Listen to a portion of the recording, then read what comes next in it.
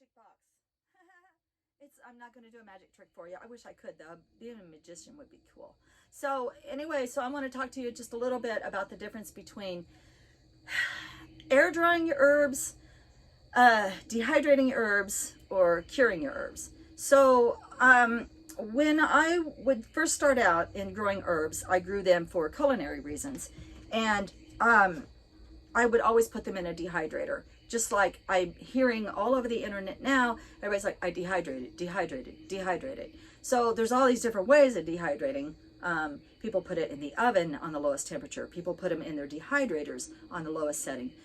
I've heard people talk about putting them in paper bags and setting them in their car, microwave, all these different ways of dehydrating their herbs. But what you're really doing is you're exposing your herb to heat and you're causing it to dry out. But when you expose it to the heat, plants are like people and they have little pores, and those pores are closed normally, and they're holding all those flavonoids and terpenes and whatever's inside of your plant, and it's held in there. And then when you expose it to heat, those pores sort of open up, and then those oils come wafting out. That's why you smell your plant when it's in the oven or it's in the dehydrator. You can smell it. Even in a bag in your car, when you open up that bag, that oil hits you in the face and you can smell it, and you know that that oil has gone back to universe. You have lost it. So with the medicinal herbs, I didn't want to do that anymore. If that is how you have to do it, and it's how it's worked for you all these years, that's fabulous. I'm certainly not here to pass judgment. I dehydrated my herbs for years before I started to wonder, how come I can smell it? I don't want to smell it when I'm drying it. I want all those oils in there. So I started air drying my herbs, tying them in tiny little bundles like this, and then hanging them on a line. And I absolutely planned on doing that again this year. I was just going to air dry them. For one, it just looks so cool. I love to walk in the mornings, turn on the lights, and see all my herbs hanging there.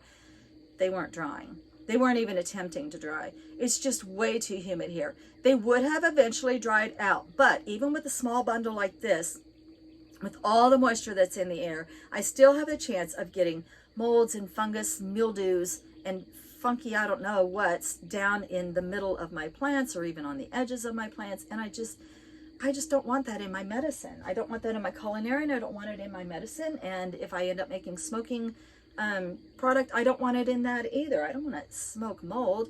So that wasn't going to work for me anymore. So I had to look into curing, and I didn't know what the difference was.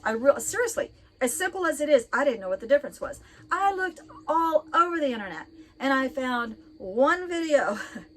April at She's of the Wood, she has this closet from like this cloth closet that she's using, and she's got sheets in there tied for shelves, and then she uses a dehumidifier and a fan, and she cures her herbs. And when she pulled a calendula off her shelf, and have you ever ordered calendula from online, and then you get this bag of like yellowed out, I think that's calendula, I'm not sure, petals? That's because that stuff's been massively just dehydrated, and you get what you get from that. You get the oils that you get from that, and that's fine if that's the level that you're looking for. I was looking to bump mine up. I wanted to bump mine up a little bit. I want more of those oils in there. I want more of that color in there. I want more of that pop and pizzazz in there. So April started to talk about also the marijuana industry. And so I went over and looked into that, and they cure marijuana. And I thought, well, there's got to be a reason. Why are they curing it instead of dehydrating it? Well, it's the same thing. They don't want to lose those terpenes and those flavonoids and all that medicinal quality oil that's inside of that plant. They don't want to lose it. They just want to whip the moisture off and leave the plant whole, holding on to its oil like it's supposed to. And that's what you get when you cure it or you dehumidify. So I just went out and bought the last dehumidifier in Walmart, because everybody down here was one step ahead of me, and they knew how humid it was down here, and I didn't realize how humid it was. My lavender was never going to dry. So I am so happy that they still had one. It was quite an investment for me, but I bought it anyway, brought it home, and I hurriedly threw together a little curing cabinet. Now I just made mine out of a tote. I like the fact that it's dark. None of the sunlight's coming in and getting on my herbs anymore. And I just use this garden net, this stuff that you buy by the hundreds of feet at once.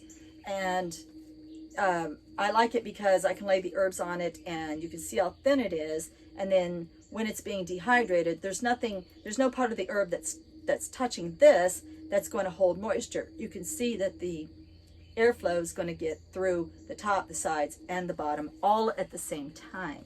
And that's very important to cure your herb all evenly all the way around. And then I made this, I was able to put 3 shelves in here. I do have paper towels on the bottom because there is a lot of spillage that comes just from, generally handling your herbs. And then I just use some fiberglass tape to hold the shelves up. Nothing fancy at all. And then I've got a curtain. I just pull it down, flip on the machine, leave it going overnight. And I just want to show you, even under the curtain, all up in here, I still was able to get that much moisture. That's a lot of moisture. Now, some of this is going to come from the air, of course, because this is porous and it breathes, and there's holes back in here, so it's going to pull some moisture from out of the air. But most of this is covered and closed up, and so most of this came right off of my lavender. So that is some of the difference between air drying. Air drying is fabulous. If you're in a dry area and you've got a place where you're, like me, I couldn't air dry in the house. I would have cat hair and pollutants and road dust and everything else on my herbs. And I can't air dry out here because it was just too humid and it wasn't going to work for me anymore. So I'm not going to dehydrate my herbs anymore. I'm stingy and I'm selfish and I want all those oils. I want them. I'm not willing to give them up.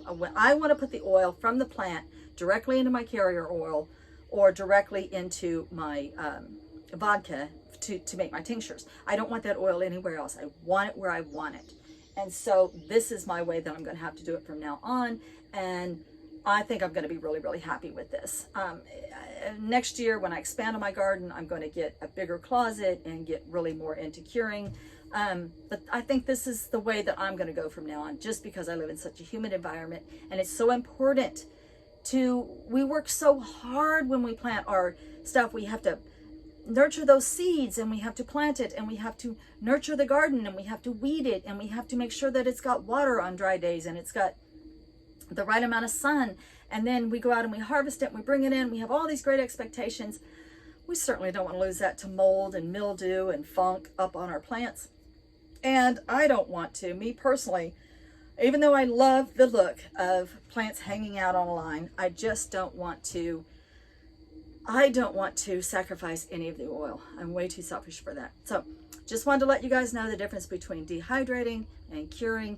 Curing is the way that I'm going to go from now on. And I hope that you guys are all having a fabulous summer. I hope the summer solstice energy, frenzied energy, is not getting to you too much. So I will talk to you when I talk to you. Take care of your health. Love and light. Blessed be.